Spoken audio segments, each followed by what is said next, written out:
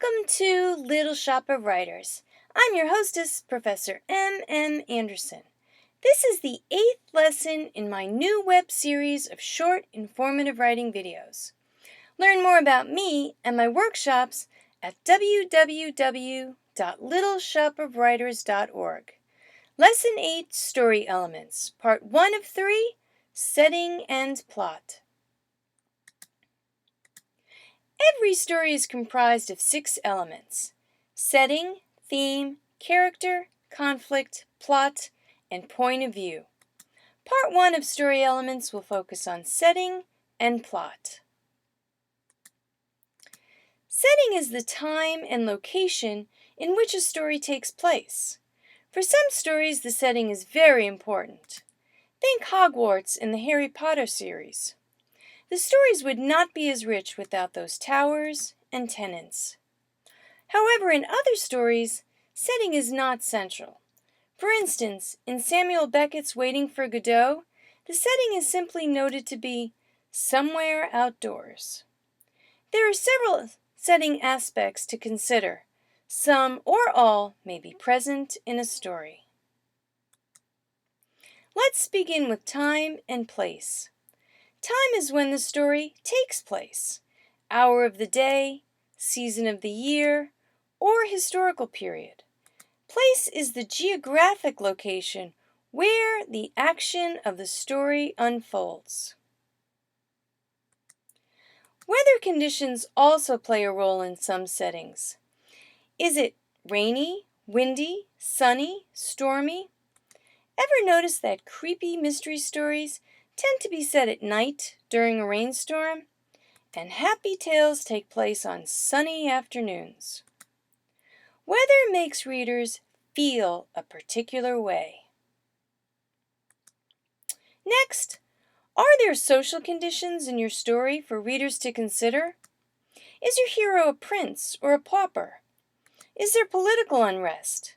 Does the story contain local color? Hillbillies, surfer dudes? Writing that focuses on colloquialisms, dress, mannerisms, or customs of a particular place enhance your reader's take on social conditions and creates a richer setting. Finally, setting involves mood. What feeling is created at the beginning of your story? Are your characters suspicious of one another? Are they at a funeral where the atmosphere is somber?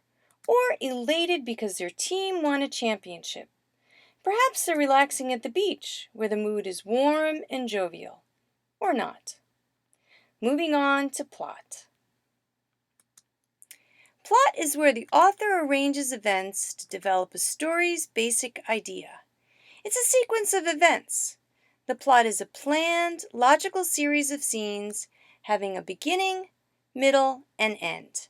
There are 5 essential parts of plot: introduction, rising action, climax, falling action, and resolution. Let's take a look at how plot breaks down against a story most of you are familiar with: Cinderella. We begin with the introduction.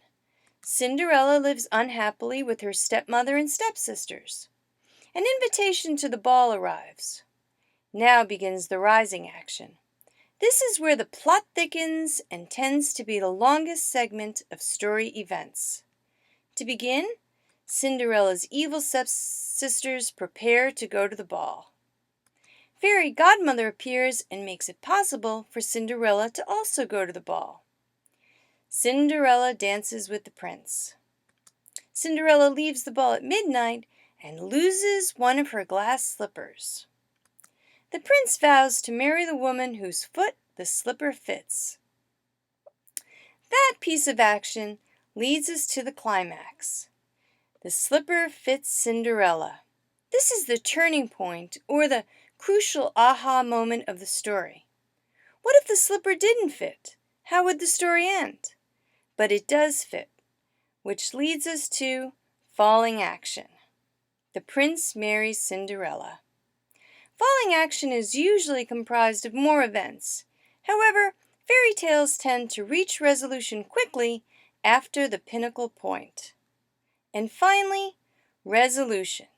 Cinderella and Prince Charming live happily ever after. Yeah, right.